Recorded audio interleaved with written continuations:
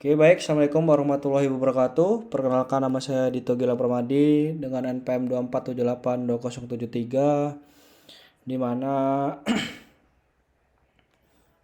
pada kesempatan kali ini saya akan mempresentasikan proposal proyek akhir untuk mata kuliah, bukan proyek akhir sih, kayak UTS untuk manajemen proyek teknologi informasi dengan judul Smart Inventory Management System. Nah, proyek ini dirancang untuk menjawab tantangan operasional logistik di era modern. Mari kita mulai membahas judul ini ya, proyek ini ya. Nah, di bagian pertama itu pendahuluan dan konsep, memahami urgensi dan landasan teori manajemen proyek ya.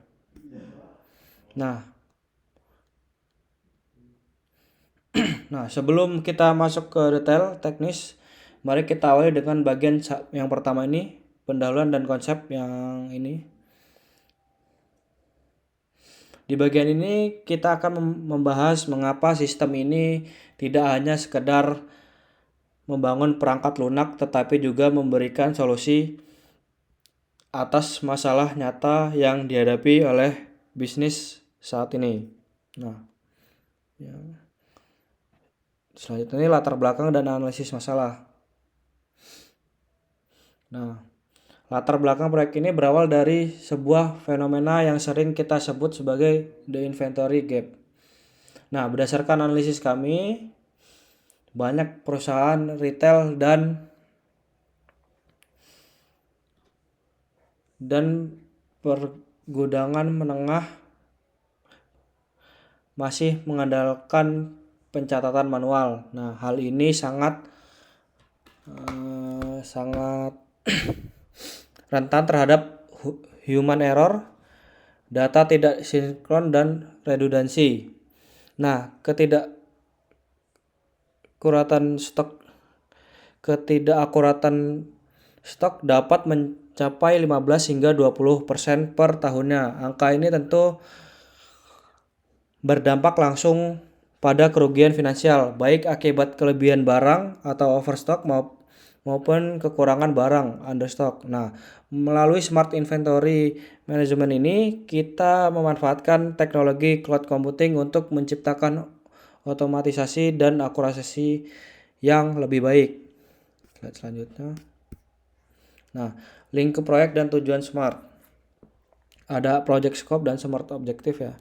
Nah, untuk mengatasi masalah tadi, ruang lingkup scope proyek ini berfokus pada pengembangan aplikasi berbasis cloud atau SaaS, Software as a Service.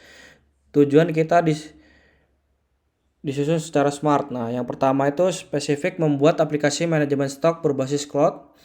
Kedua, measurable, menargetkan pengurangan kesalahan pencatatan stok hingga 95% dibandingkan metode manual. Nah, yang ketiga, archival.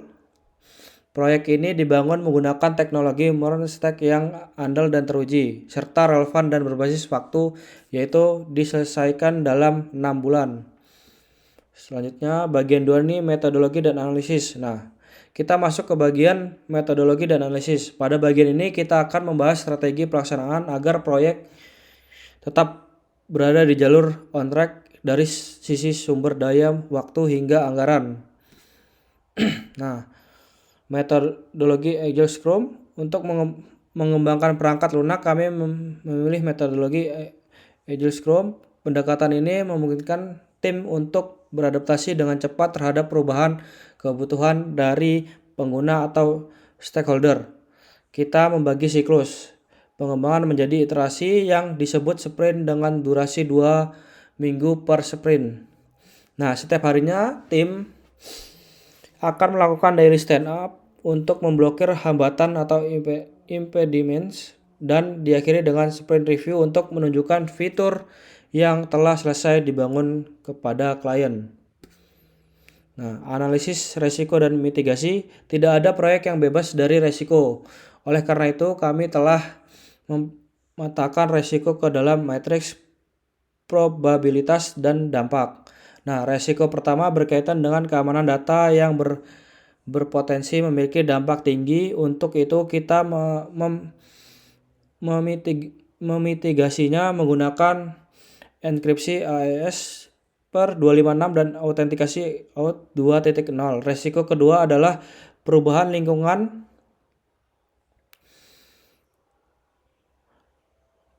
ruang lingkup atau scope creep yang kita atasi dengan pembekuan WBS (Work Breakdown Structure). Nah, dan prosedur change request yang ketat. Nah, alokasi anggaran proyek. Nah, terkait dengan estimasi biaya, total investasi yang diperlukan untuk proyek ini adalah 190 juta. Sebagian besar anggaran, yaitu 120 juta rupiah, dialokasikan untuk personil seperti tim developer dan manajemen proyek. Selain itu, kita mengalokasikan 45 juta yang ini untuk infrastruktur cloud dan server, dan 15 juta untuk license tools pihak ketiga, serta 10 juta rupiah sebagai dana darurat guna mengantisipasi biaya yang tak terduga sebesar 15%. Nah, penerapan tools manajemen. Agar tim dapat bekerja secara efisien, kami mengintegrasikan beberapa tools manajemen modern. Kita menggunakan Jira untuk memonitoring backlog dan progres secara transparan, Gantt chart untuk memantau jadwal keseluruhan, Slack untuk komunikasi real time. Nah, penggunaan tools ini terbukti dapat meningkatkan koordinasi tim sebesar 30% dibandingkan dengan metode komunikasi konvensional. Nah, slide selanjutnya ini milestone dan timeline proyek. Nah, berikut adalah lini masa proyek kita yang ditargetkan rampung dalam 6 bulan. Yang pertama tuh, bulan pertama tuh difokuskan pada analisis kebutuhan dan desain antarmuka atau UI UX. Yang bulan kedua hingga keempat adalah fase pengembangan inti core engine dan modul AI. Bulan kelima doang digunakan untuk pengujian sistem OAuth dan migrasi data. Bulan keenam adalah tahap peluncuran, deployment, dan pelatihan pengguna. Nah, selanjutnya proyeksi ROI dan kebersihan. Nah, dari sudut pandang bisnis, proyek ini sangat layak secara finansial. Proyeksi return on investment atau ROI pada tahun kedua mencapai 240%. Angka tersebut didapat dari efisiensi biaya operasional bulanan dan berkurangnya kerugian akibat barang yang hilang atau rusak seperti yang terlihat pada rumus di layar. Keuntungan bersih yang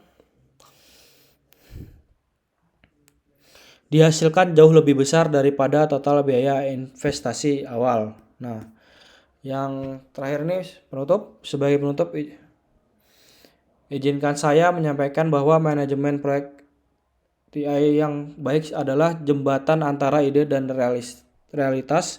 Seluruh perencanaan ini kami susun berdasarkan standar industri seperti PMBOK dan ISO 331.000. Terima kasih banyak atas perhatiannya dan waktunya. Saya akhiri.